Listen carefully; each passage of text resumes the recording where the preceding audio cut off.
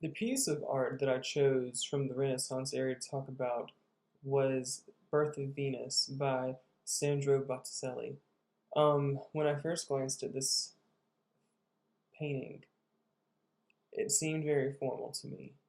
Um, it's made with tempera on a canvas, and tempera paint requires a very hard canvas, and it's more difficult to work with than what we had available in more modern times.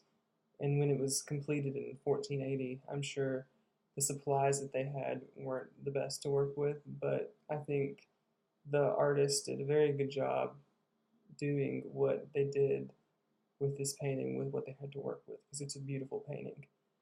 It depicts Venus coming from the ocean and she's been welcomed by spring, by a young woman who represents spring, and it combines the Greek ideology that's obsessed with the human figure with a concern for thought and feeling.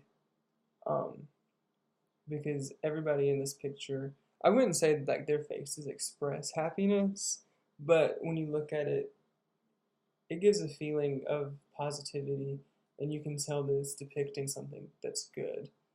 Um, And then I chose to contrast it with Jeremy Blake's Sodium Fox. And I found this, and I thought it was very interesting. It's on page 126, and Birth of Venus is on page 283. The reason I chose Sodium Fox is because I read what's in the book is a still picture from an animation. The artwork is a 14-minute continuous loop of digital animation, and it's being narrated by a poem. And the artist said it's meant to picture a dreamlike, deeply psychological exploration of pop portraiture.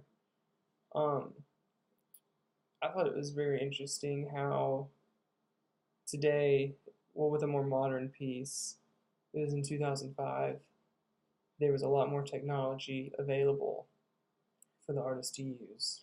Um, for this to be a digital animation, he didn't even need to use paint to create this piece of art, and that was unheard of um, back in 1480 during the Renaissance. Um,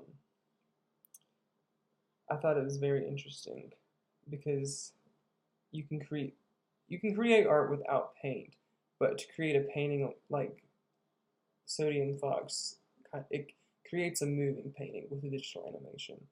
And back in the Renaissance days, that was not even thought of, that you could do that, have a continuous motion to convey a feeling. And I thought that was super interesting.